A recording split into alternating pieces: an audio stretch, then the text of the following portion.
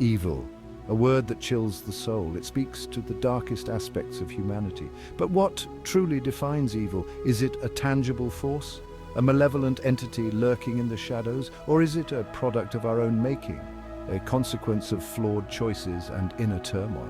Evil exists on two planes, the literal and the metaphorical. Literal evil manifests in concrete actions that inflict harm upon others, driven by a conscious intent to cause suffering. Metaphorical evil, on the other hand, resides within the human psyche, a darkness that can lead to moral failings and transgressions. Literal evil is disturbingly straightforward. It is the deliberate infliction of pain, suffering, or destruction upon another living being. The key element here is intent. An act of carelessness that results in harm, while tragic, does not constitute literal evil. True evil requires a conscious decision to cause harm. This intent can stem from various motivations, such as hatred, greed, or a desire for power. Regardless of the reason, the outcome remains the same: the violation of another's well-being for personal gain or satisfaction. History is replete with chilling examples of literal evil. The Holocaust stands as a stark reminder of the horrors that can unfold when hatred and intolerance are allowed to fester. The systematic genocide perpetrated by the Nazi regime, driven by a perverse ideology of racial superiority, resulted in the deaths of millions. Another harrowing example is the Rwandan genocide, where ethnic tensions, fueled by political opportunism, led to the slaughter of hundreds of thousands of people in a matter of months. These acts of unspeakable cruelty serve as stark warnings about the depths of depravity that humans are capable of when driven by blind hatred and a lust for power. Sadly, literal evil is not confined to the history books. It continues to rear its ugly head in various forms across the globe. Terrorist attacks motivated by extremist ideologies target innocent civilians, spreading fear and chaos.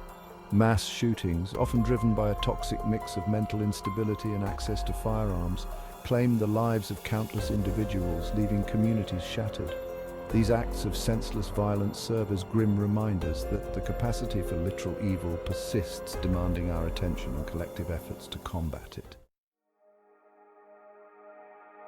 Section 5. Metaphorical evil, the darkness within. While literal evil is stark and undeniable, metaphorical evil is more insidious and pervasive. It dwells within the human heart, a darkness that can corrupt our thoughts, emotions, and actions.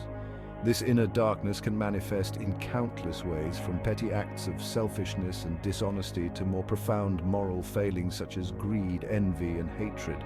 Unlike literal evil, which often involves clear victims and perpetrators, metaphorical evil can be more internalized, a struggle within ourselves.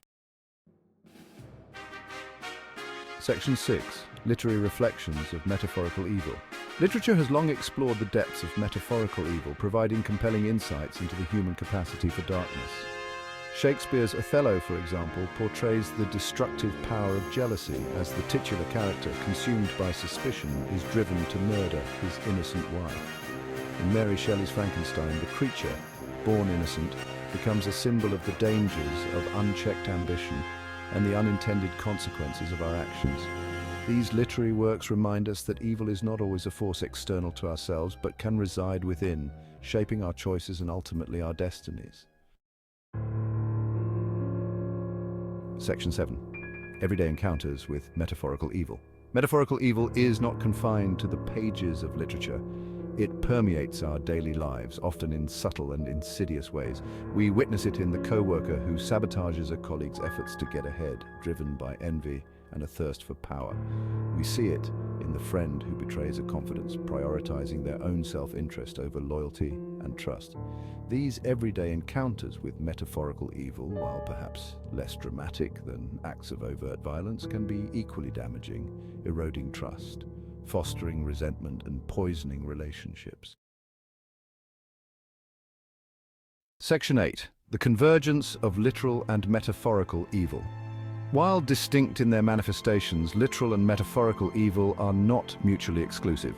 In fact, they often intersect and influence one another in complex ways. Metaphorical evil, left unchecked, can fester and grow, ultimately spilling over into the realm of literal evil. The individual consumed by greed, for example, may resort to theft, fraud, or even violence to satisfy their insatiable desires. Conversely, acts of literal evil can leave lasting scars on both the victims and the perpetrators, perpetuating a cycle of pain and darkness that can be difficult to break free from. Section 9 case study, the intersection of inner darkness and harmful actions. The life and crimes of Adolf Hitler provide a chilling example of the convergence of literal and metaphorical evil. Hitler's warped ideology, fueled by hatred, resentment, and a lust for power, festered within him, ultimately manifesting in the horrors of the Holocaust. His inner darkness, allowed to flourish unchecked, had devastating consequences for millions of people. This tragic case study underscores the dangerous potential of metaphorical evil and the importance of addressing the root causes of hatred and intolerance. Section 10. The complexity and spectrum of evil. It's crucial to recognize that evil is not a binary concept. It exists on a spectrum ranging from minor transgressions to acts of unimaginable cruelty. Furthermore, the line between good and evil is not always clear-cut.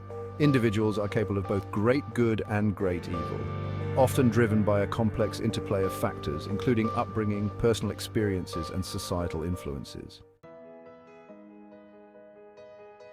Section 11, Conclusion, Evil's place in the human tapestry.